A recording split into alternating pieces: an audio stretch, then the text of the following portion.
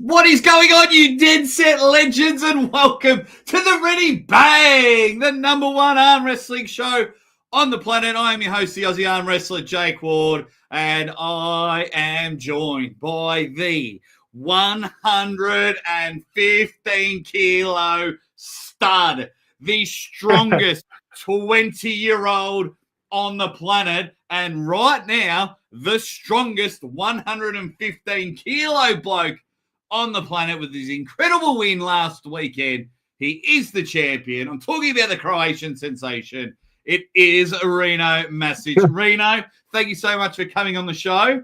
Hello, everybody. Hi, Jake, and thank you for having me. It's always a pleasure to come on here and talk to you and the fans a little bit.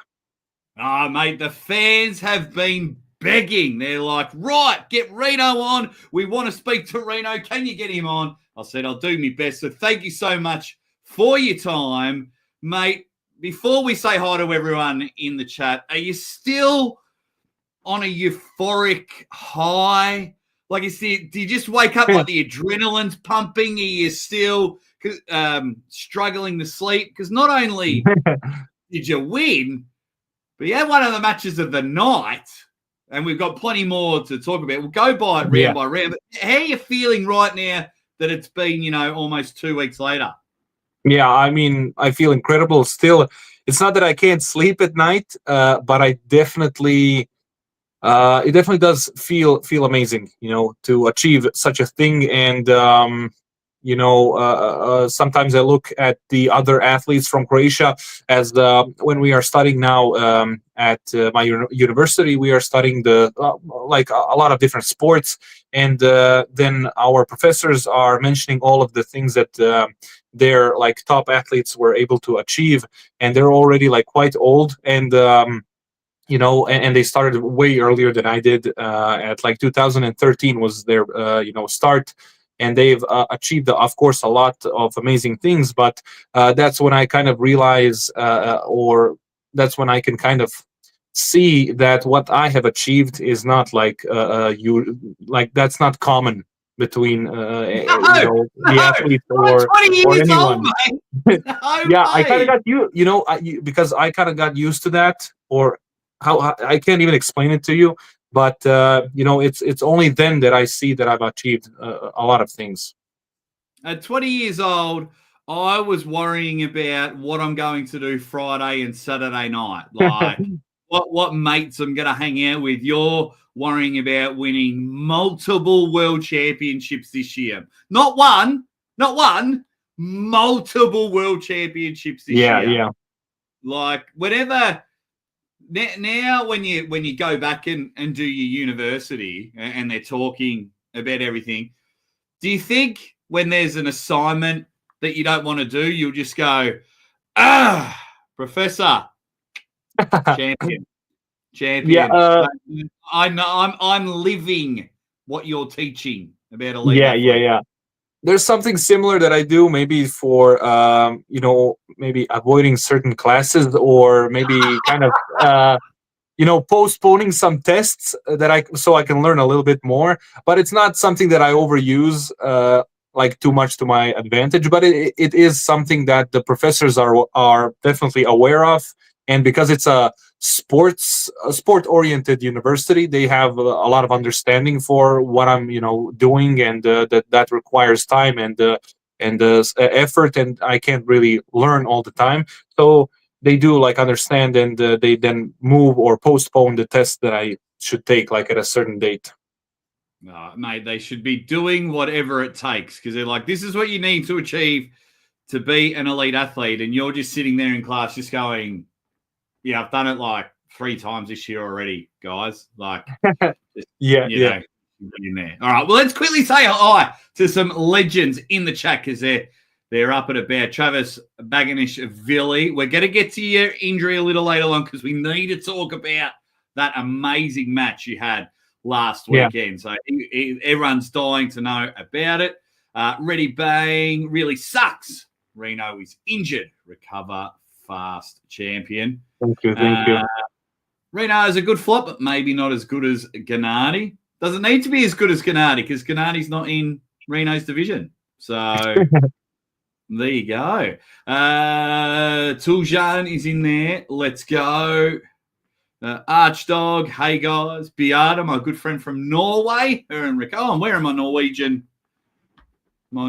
jumper at the moment. I like Beata. Crazy Uncle Jube in the house. Is that a good word? Pozdrav? Yeah, pozdrav means like hello. Okay. That's Or right. greetings. I'm Or greetings, that would be more. Yeah.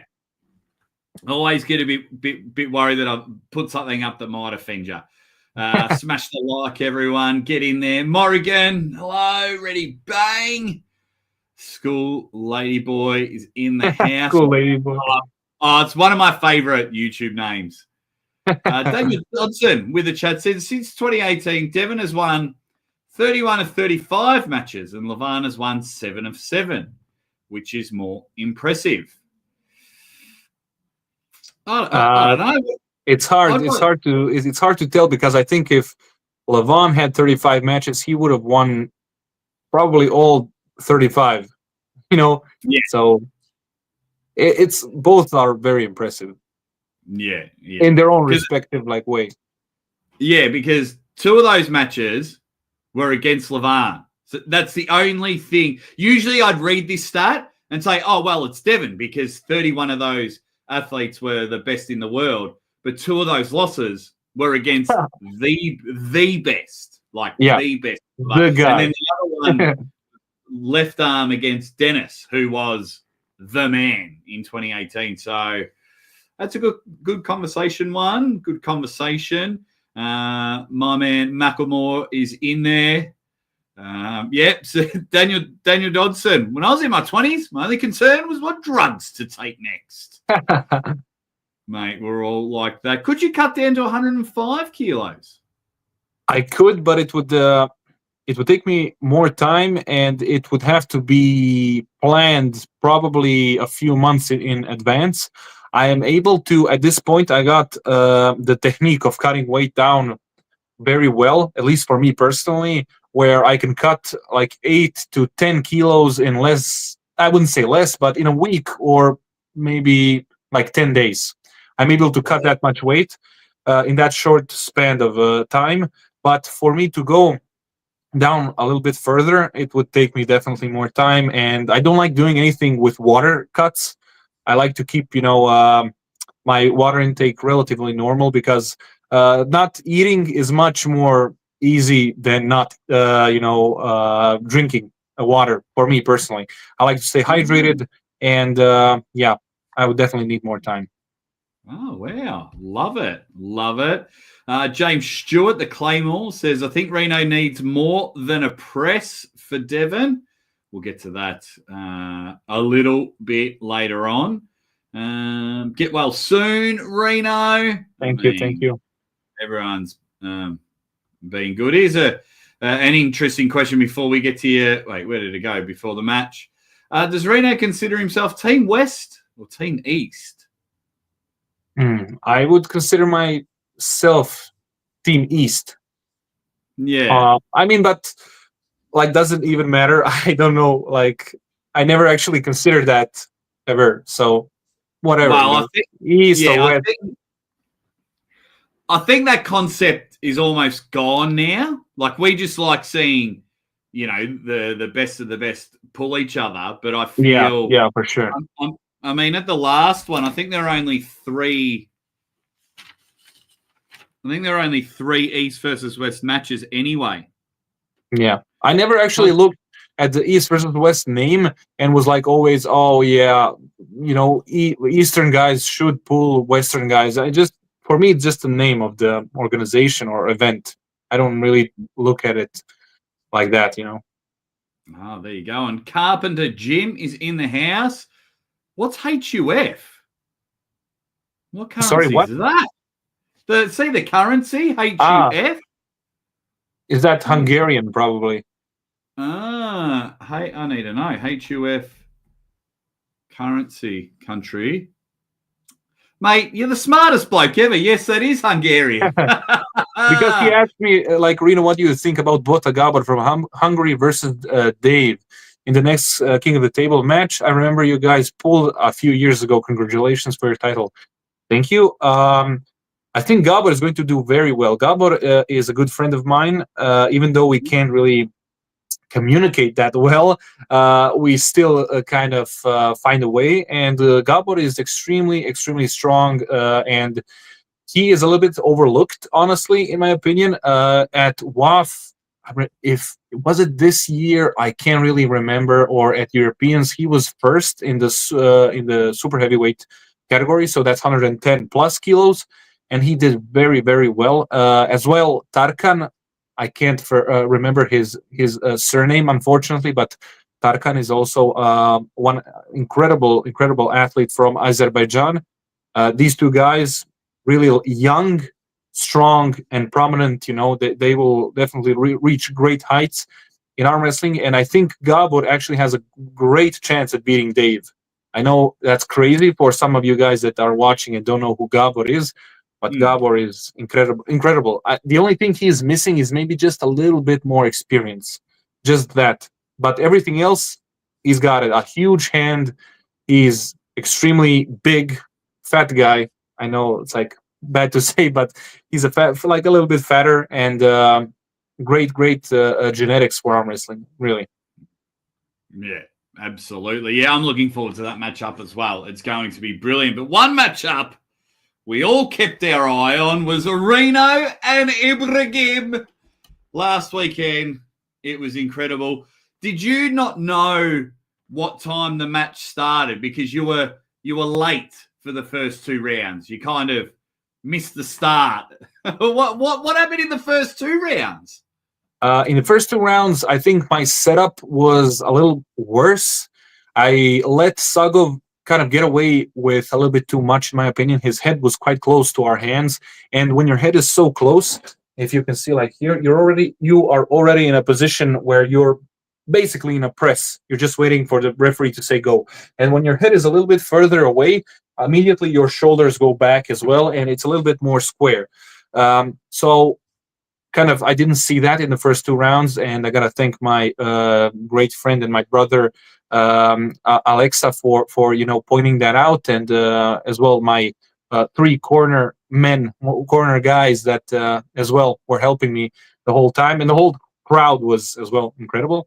Yeah, they were cheering, name. Yeah, and my setup was definitely a bit different in round 3 after the second loss, and I saw that I slowed him down a little bit, and then I started pointing out where his head position is and where his shoulders are to the referee, and then he kind of squared them off a little bit more. And in the setup, I was doing something different. I was kind of pushing the center just a little bit where he can feel it, but the referee doesn't need to, bring the center back. So it was just a little bit more uncomfortable for him in his hand, and I think that really allowed me to get in a little bit faster, him to be a little bit slower, and then for me to slow down the match and kind of work on from there, because I knew as soon as the match stops, it's my game. It's my game. I got it. So he relied a lot on flash pinning me, and obviously didn't work so well, except for the 6th round. That's where he got me off guard. But by then, our arms were so pumped, dude. Like, it's incredible. Mate, we'll get through every round, because I loved some of your adjusting that you did bring up. Carpenter Jim, thank you again for the super chat. He says he's agreeing with you, Rino. Thanks, and get well soon. And thank you, Daniel Dodson. I'm not sure if I said thank you for your super chat early on. Yeah, it was very interesting the first time that I can remember. The two athletes, like, I couldn't see your face at the start because both of your heads were so far across the table, because you're both. Yeah. I think that was one of the first times I've seen in a long time. Does that happen with you? Can anyone in recent history know that, if AI gets its hands on that, it'll look like you're both kissing. Like, that's how close you guys were. I mean, we're both doing a really similar style of pulling, both inside, and of course you want to get in the most optimal position that you can. But I never really had someone go that much forward with their head. At one point in the first or second round, I was like, dude, I'm gonna hit this guy's head with my head if I don't like dodge it like this when he, comes in for a press, and I don't want that to happen. So pointing that out was definitely one of the things that helped me a lot in that match for sure. Oh, there you go. And we'll get to round 3 in just a moment. But my man, Phil Woody in the chat, love this guy, says, glad Reno liked my Devon versus Reno, old champion versus new champion promo. Heal up, Reno. Ready back. Yeah. Nice. Phil's pretty clever with the editing. I'm just waiting for Phil to come over and do some on my channel, mate. Come on now. I thought we were buddies. A rare thing I saw from you round 3, you're a very respectful, and what you did on the table wasn't disrespectful, if I'm getting my words I know right. exactly what you're talking about. But I don't think I've ever seen you yell at the refs. Yeah, I wasn't yelling at them. I was pointing something out that they might have missed. Yeah, but it looks. I watched the replay, and it looks like I'm screaming at them, like I'm mad at them, but I'm not. I'm just trying to point something out in the heat of the battle. You kind of get a little bit taken away by that. But I swear I saw his shoulder cross the center, so. I thought they didn't see that, so I was yelling like shoulder, and but I then later realized that it was just for a brief moment, so you can't really call that a foul. So it was perfectly fine. But yeah, that's why I was yelling at the refs. Yeah, but I don't think you were yelling them in a disrespectful way, because like I was there when you pulled Barcho, and it was more what I find hilarious. It was more your cornerman yelling at the refs, which ironically was is Jody, one of the refs. Yeah, him and Jody as well. Jody was there and like always saying something, but I couldn't hear. Like you get totally disconnected in the match. You don't know what's going on around you. It was so like I was a part of me liked it because I was like, because you're so calm and composed, and it was just for me, it was just a good insight for you to show everyone that this isn't just arm wrestling. Like you're really invested. You're wanting to win every single super match. You want to be the 115 kilo champion. You want to be best in the world. So I quite enjoyed it. I was surprised at first. I'm like, Reno's yelling. But yeah. I thought it was great. It's a bit unusual to see me, yelling at people. Yeah. I never usually do that, yeah. Yeah, well, lucky for everyone, I know Croatian, and the swear words that Reno was yelling. No, I'm only joking. Yeah. Super chat here from John. Thank you, John.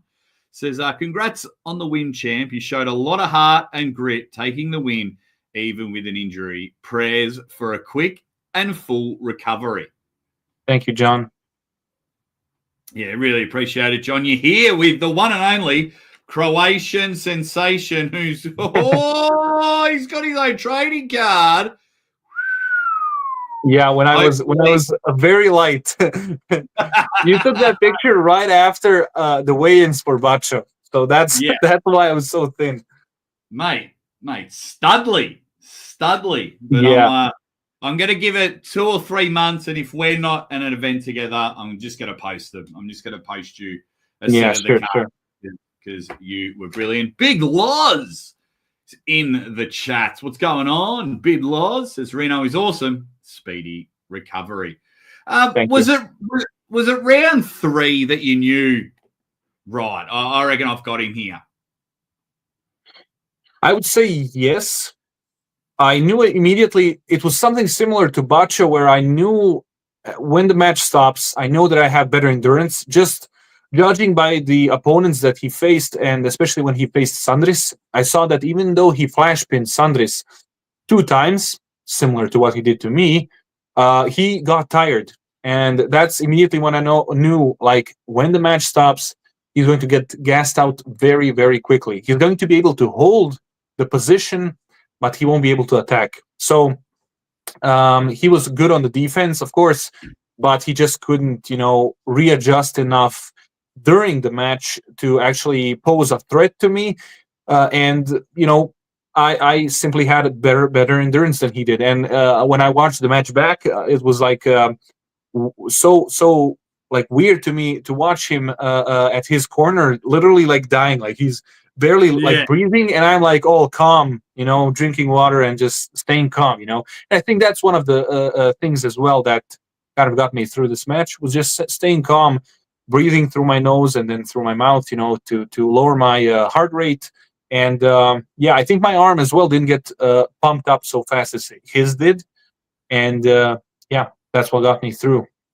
Well, speaking of endurance, quick question from Alex. Where would you say most of your endurance comes from? That's a good question, Alex. I would say it's from strength training. So that's at least my philosophy. And if you watched Devon talk about endurance like for the last year, I think he was talking about something that like I was doing as well, like much like earlier than he posted that video when he was talking about endurance.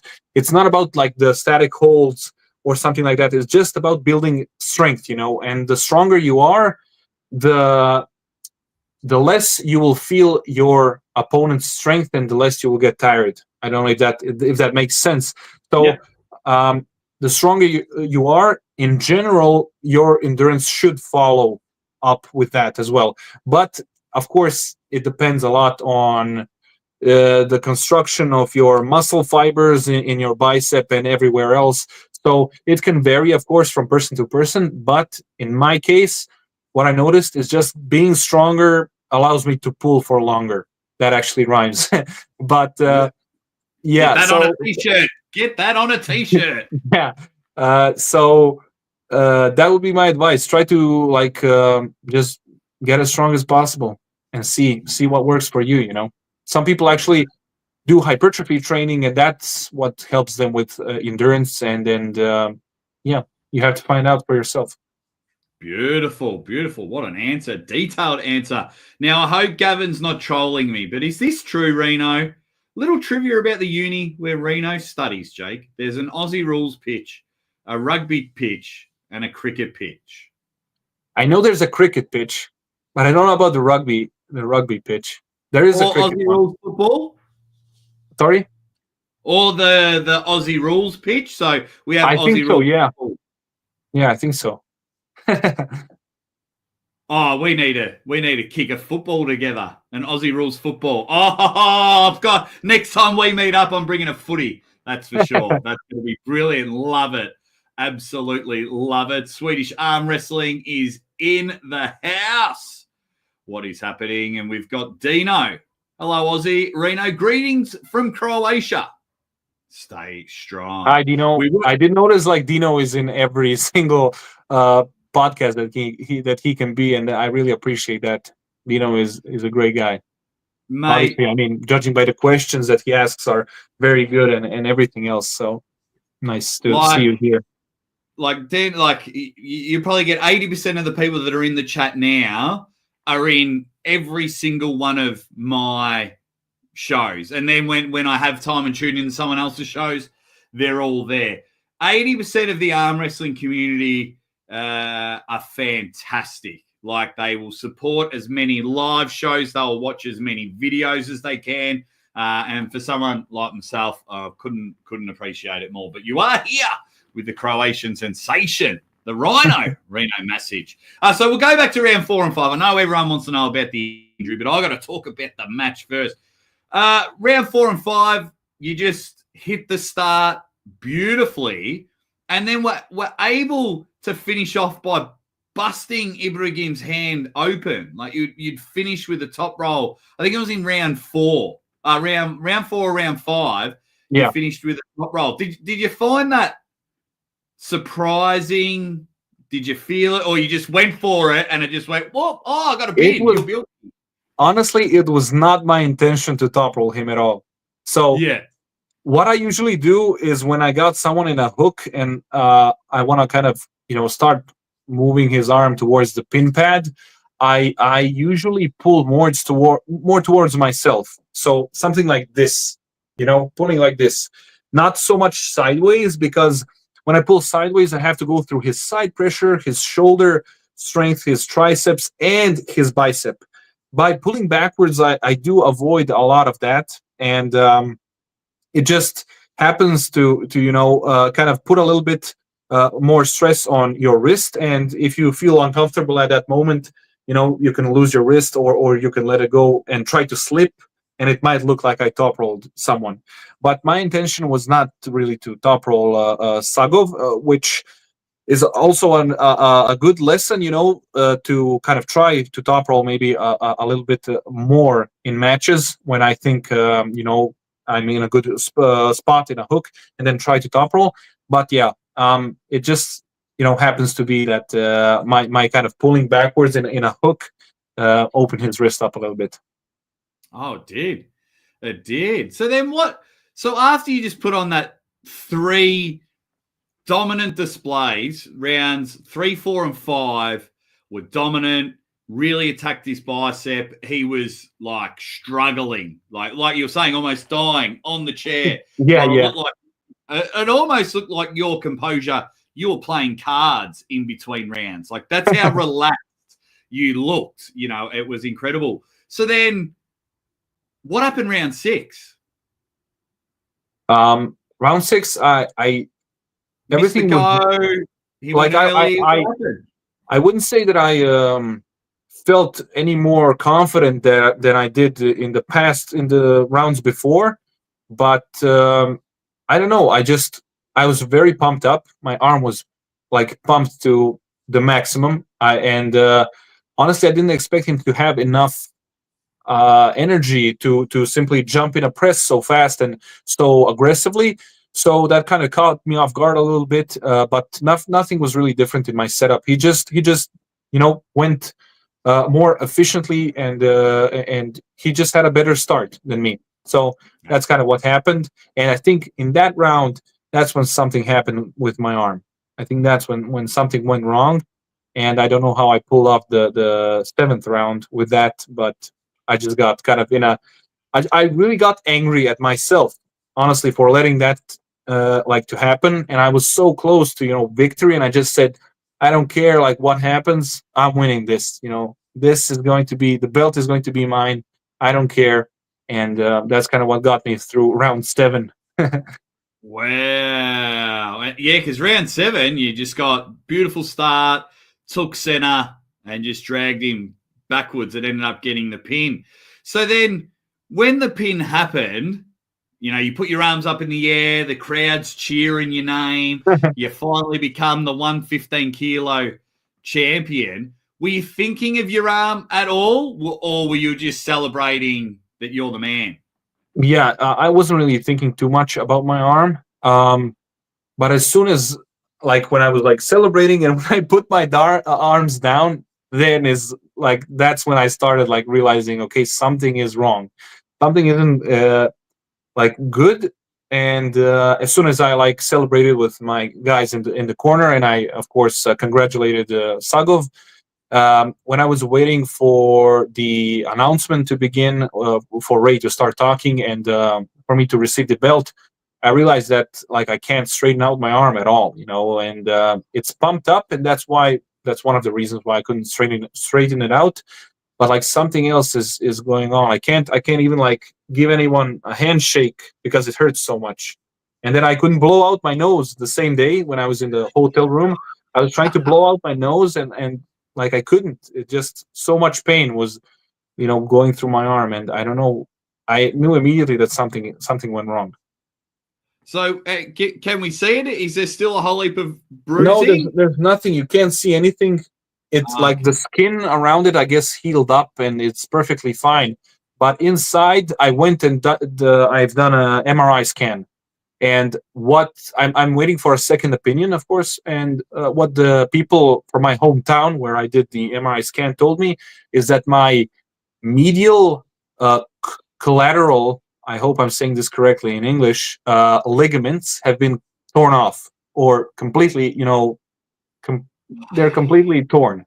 So those are the ligaments that stabilize your elbow from this, point here, and you have some back here and probably some down here. So these ones are like completely torn off from what they were able to see in the picture. And if that is the case, and the second opinion from the other doctor is the same, then I have to get surgery for sure, because that's just very dangerous for my elbow, and it can, blow out, or I basically can't do anything. And also, what they saw is that I had a partial tear of a certain tendon of a muscle that connects to your middle finger and your pointer finger, and it goes all the way down here, and it's like a partial tear. And I did notice that these two fingers, when I put any pressure on them, they are extremely painful. So they're most likely accurate and correct in their assessment. If their assessment is correct, touch wood that they're completely wrong and it's bruised and you'll be back next week, how long would that sort of recovery be?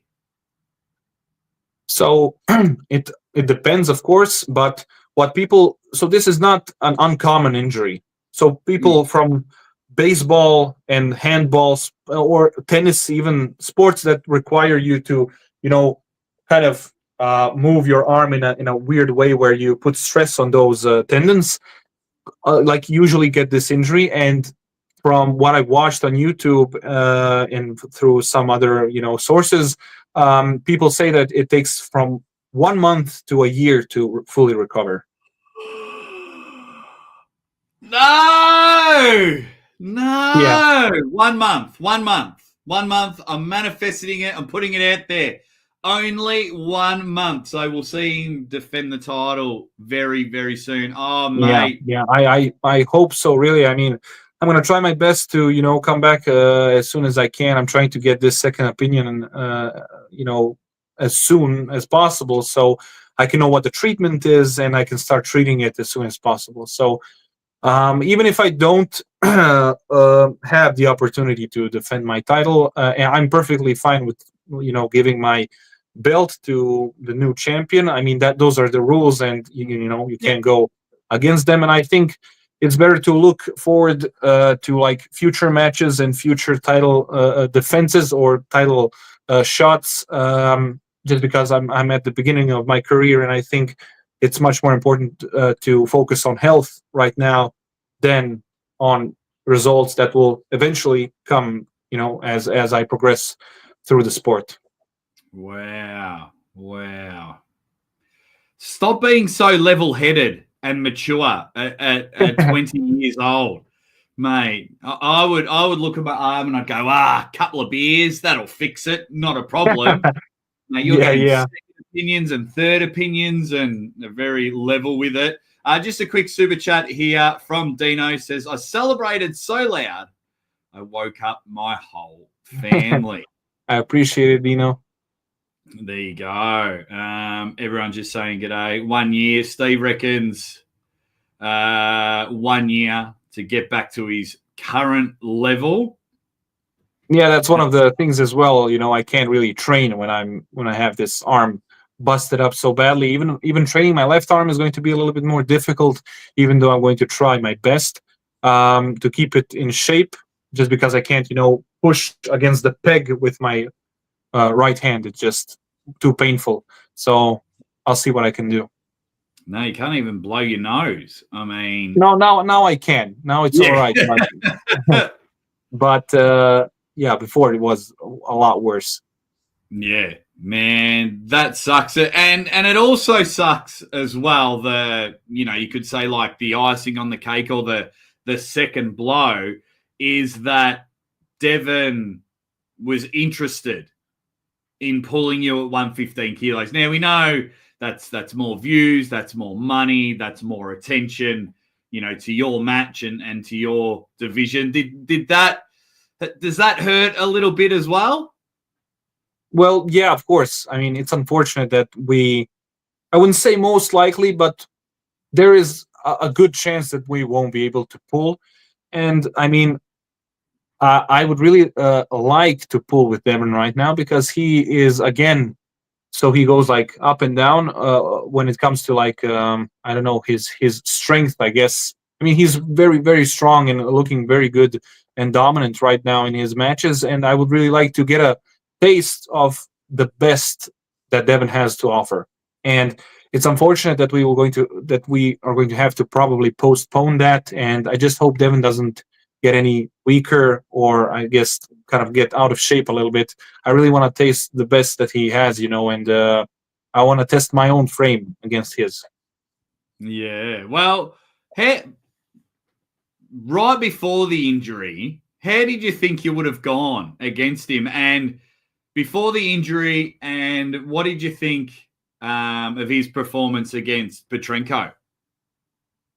I mean, talking purely about his strength against Petrenko, it was incredible. I mean, seriously, he was cutting a lot of weight, and for him to be able to come back so fast and be so dominant in that match is incredible. But his behavior, of course, people don't like that, and I'm not a huge fan of it as well. Especially, and in my personal opinion, I do think that he went a little bit too far. It was like, okay, if you have to do that to an opponent that you're not really too dominant over, and it's a very close match, and you need that mental edge to beat him, okay, then I understand that kind of behavior. But if you're so dominant against someone, there's no point at doing what you're doing, and you're just kind of ending up being a douchebag and taking it too far. You're starting to actually kind of insult your opponent, which is not really the point. It's just the point is to get in his head and to distract him, which he did very well. And you don't need to take it that far, honestly. And I mean, that's who Devon is. But again, it's not something that you should just, or in my personal opinion, I don't think we should just brush it off as, oh, it's Devon being Devon. There's still some form of respect that needs to be had between athletes, and Devon is definitely not doing that, and he's crossing the line, in my opinion, and he needs to kind of calm down a little bit. So then, say you weren't injured and you two were going to pull in March, would you have a chat with Devon beforehand and go, right, I know your game, but A, B, and C are off limit. Don't mention them. Or would you just let him go with it and just stay in Rino's lane? I think I would just let him go with whatever he wants. It's definitely hard to fight against someone who is, constantly speaking, constantly trying to distract you from anything that you're doing. I never faced someone like Devon, honestly.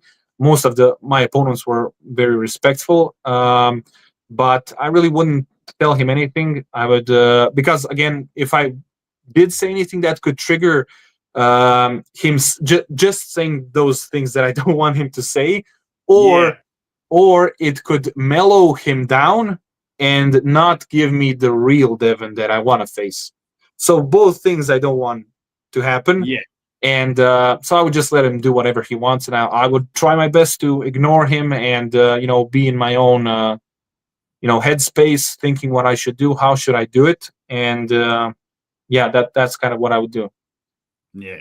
So well, I quite enjoy it. I quite enjoy what Devon does, but I don't hear everything that he says. So I have a limit of what you can't do, and at the moment, I haven't seen him hit that yet. But I do get it from other people's perspective. Like you were watching the other day, had Devon on the show, so it's not anything I'm saying differently, because I do think it's a cultural thing. With European sure.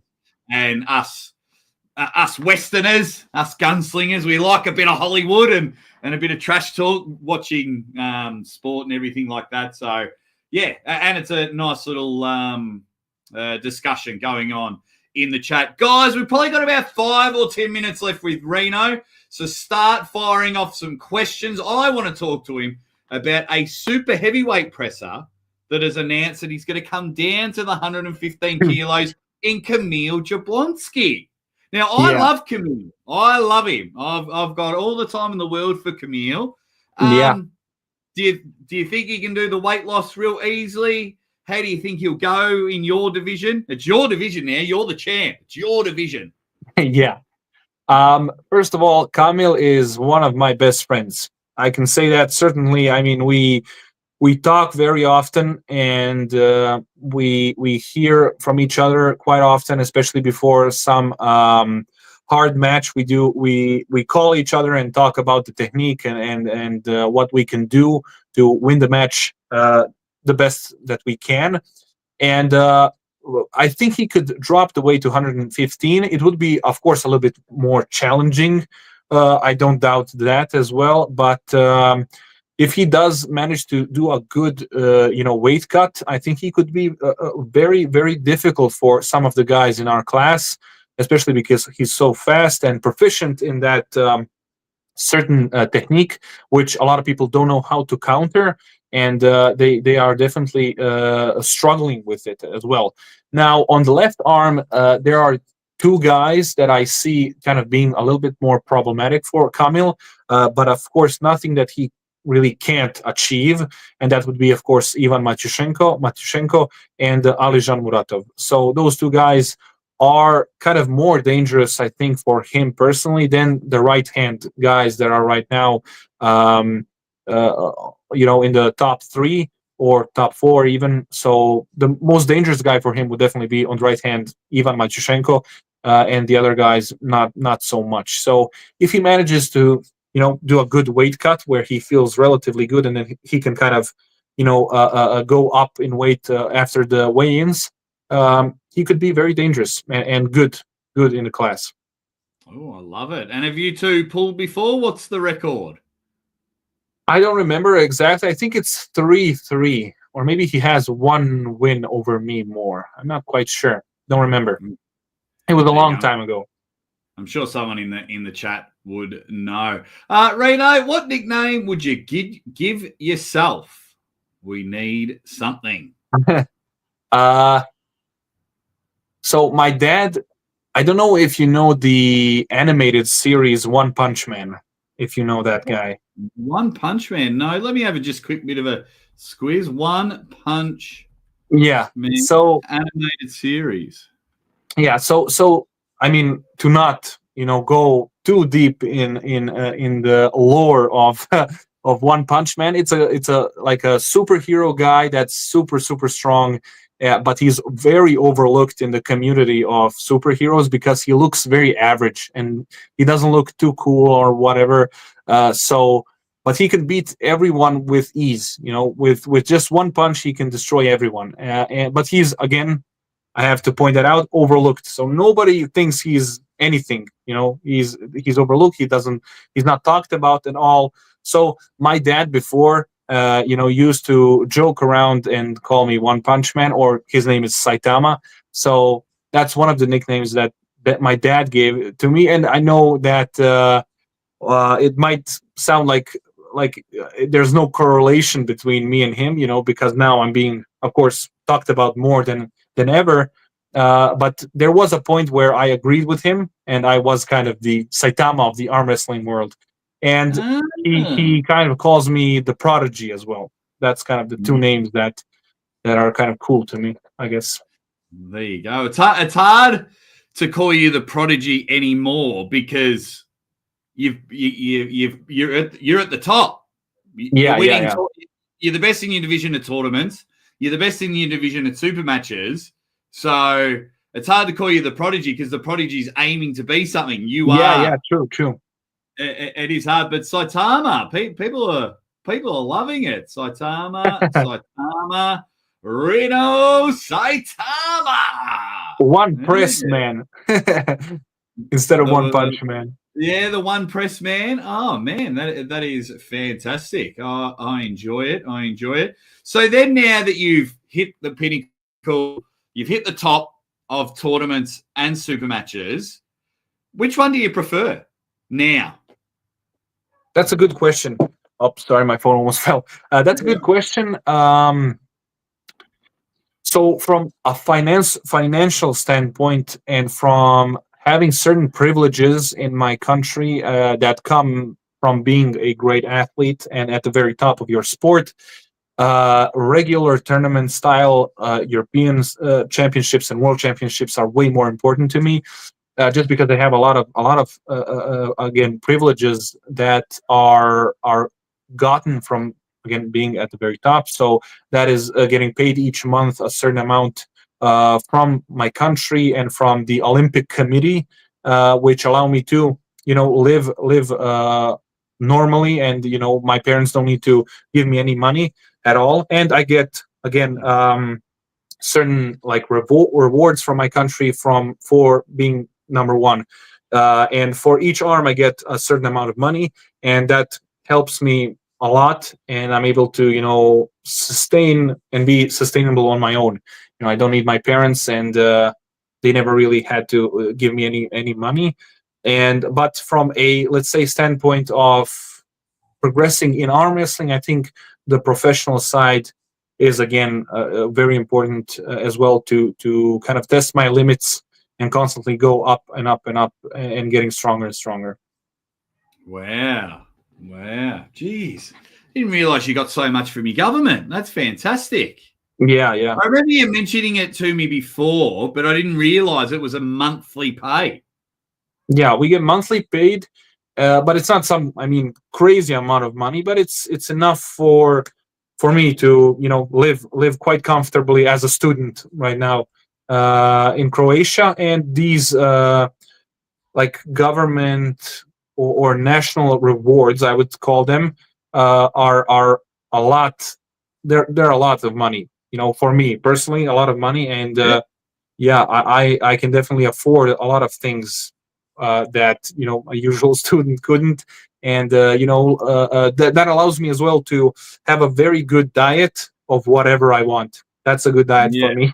So I don't need to live off how do you call that, a canteen? Is that how you call it in English? Yeah. The canteens here are not very good, and the food is just mostly like carbohydrates, not a lot of protein. So I usually order food for myself, and that helps me a lot. Mate, that's incredible. Mate, that's okay. So there you go. Because usually everyone, a lot of the athletes, the super match format is more financially viable. Yeah.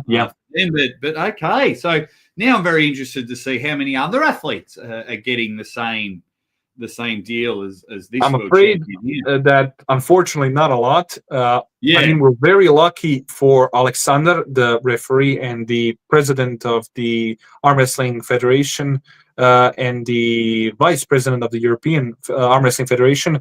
He is just someone so special, because he's pushing the sport. He's been pushing the sport for so long, and he got it to such a high place where arm wrestling in Croatia got recognized as a sport with a long tradition. That's like a literal translation. Yep. And when you're a sport with a long tradition in Croatia, you get access to a bunch of things that you usually couldn't. And him pushing that was just incredible, and got arm wrestling like on a whole nother level here in Croatia. Wow. And he's a great guy as well. I've met him a few times. I quite like him. He's a good guy. Very passionate as well. Dino with another chat likes the nickname Wonder Boy. There's been a few. I like Saitama. I like it. I might watch a couple of episodes for it as well. It's good. So now every time I get you on the show, and everyone's asking this question in the chat, I always get you on the show. There's always one person that pipes up and challenges you to a match. And that's Nugo Chikadze. So people are asking, what does Rino think of a match with Nugo? Since Nugo is always chasing you. Nugo might trash talk me a lot and say a bunch of things, but I think we have some good respect for each other as athletes. Nugo is very good, and I respect him a lot. I can talk a bunch of crap about him, but that's not really what I mean. He's been very impressive when he won, I think it was Worlds or Europeans, I can't really remember, against Krasimir Kostadinov on the right hand. That's when I first kind of saw him, and he kind of popped out from the rest of the arm wrestlers, and especially now that he has a name for himself, he's made a name for himself on the professional arm wrestling scene. So having a match with him would be quite good, and I think it would be a very good match. I don't believe he would beat me, but I think again it would be a very good match and challenging as well. I wouldn't say that I would really, breeze through him. He's a very good and competitive arm wrestler that gives his heart out on the table, and yeah, it would be very good. And I'm up for a match with him, of course, when I recover from all of this. There you go. There you go. And Alex is going to draw you. I'm having a look. Alex, is this the translator from? Yeah. Is it the best Mate, translator? The best. He translator. was. Alex, now that you're watching the show, can I let you know that you were the MVP of the press conference? I've always been begging for translators to constantly talk to the athletes while the English is going, instead of waiting until I finish my question, then it's translated, then they answer.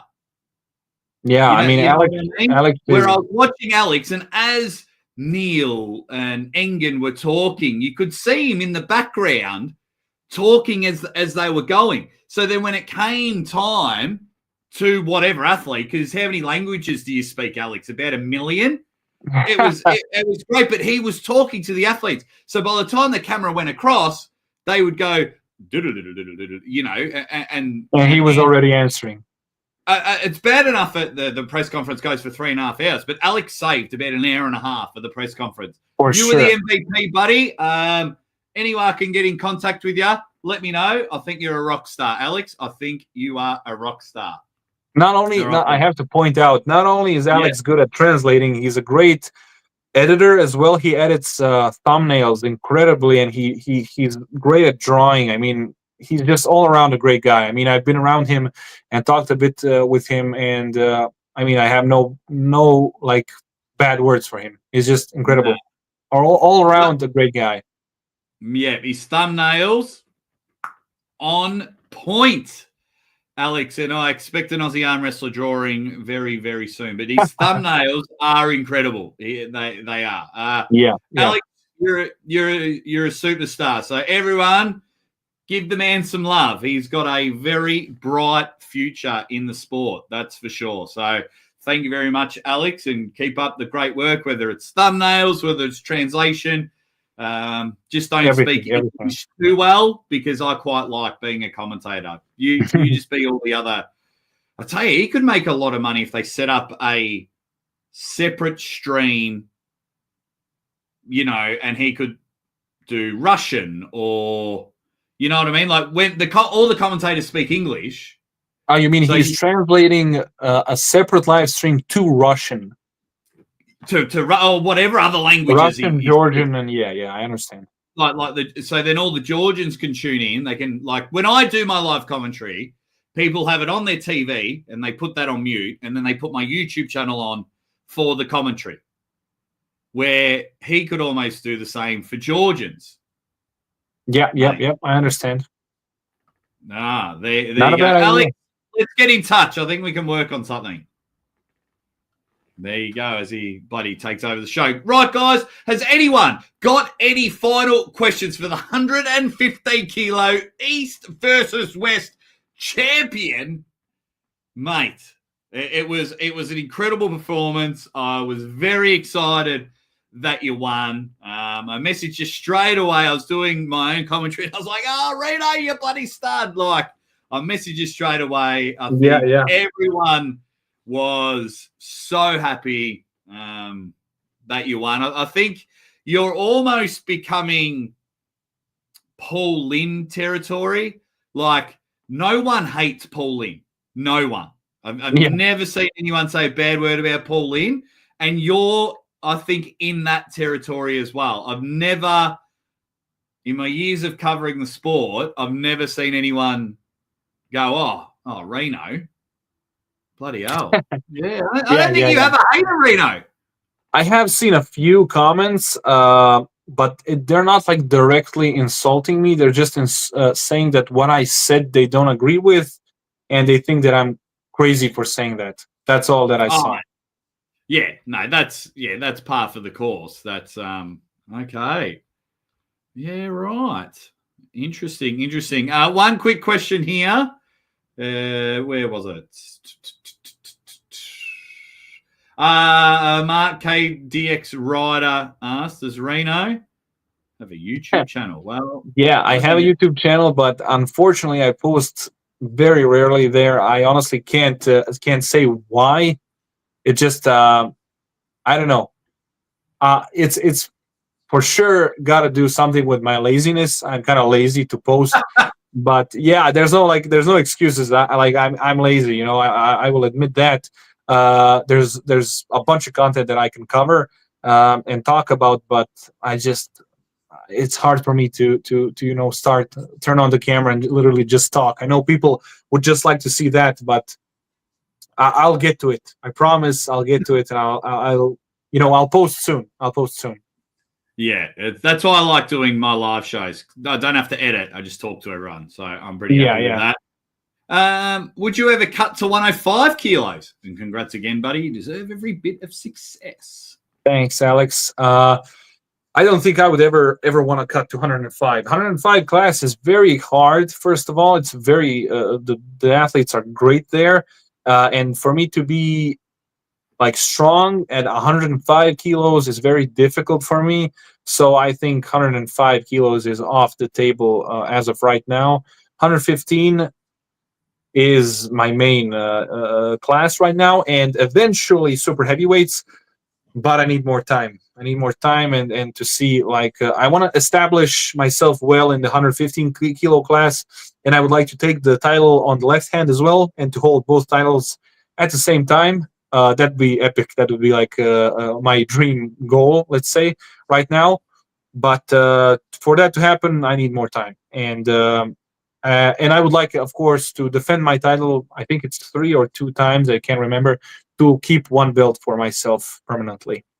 Yeah, I think that's one thing I enjoy. I think a champion really cements themselves as the best when they defend it. Like you can win it and everything goes right that one day, but if you can continue to be the best and defend it, I think that just really, really elevates you. For sure. I agree. Probably last question of the night before we wrap up the show. Cubic Titan says, do you believe you'll have a rematch with Barcho in the future? The first match was so good. Not sure, honestly. Not sure, honestly, if I'm going to have a rematch with him. It's not that I would be terribly against it, but I think we both have different goals. And especially now that the hype around who's the strongest junior puller has passed, that was kind of the whole thing, the whole bit, or the thing that made that match very interesting is that me and Baccio were considered one of the strongest junior pullers in the world. So that was the match that decided who was stronger. And I think now Baccio has his own plans, probably to fight in the 105 kilo class. That's at least my guess. And to perform at world championships and Europeans as well. And I have my own plans, so I think we won't meet anytime soon again on the table. No, it's not needed. The champ doesn't need that anymore. He's graduated into a man. Doesn't need to be a dude anymore. He's the man. What's going on? James Wall. There we go. We will wrap it up. If everyone can do 2 things, 3 things. 1, hit the like button on your way out. 2, please thank the man, Saitama, Rino Masic, for joining the show. But more importantly, can we send him as much good energy, good luck and everything, that he's only out for a month, not a year, because we need Rino in the sport, and the sport is much better with Rino being on. Rino, mate, thank you so much for joining the show. Thank you, Jake. It's always a pleasure. Beautiful. And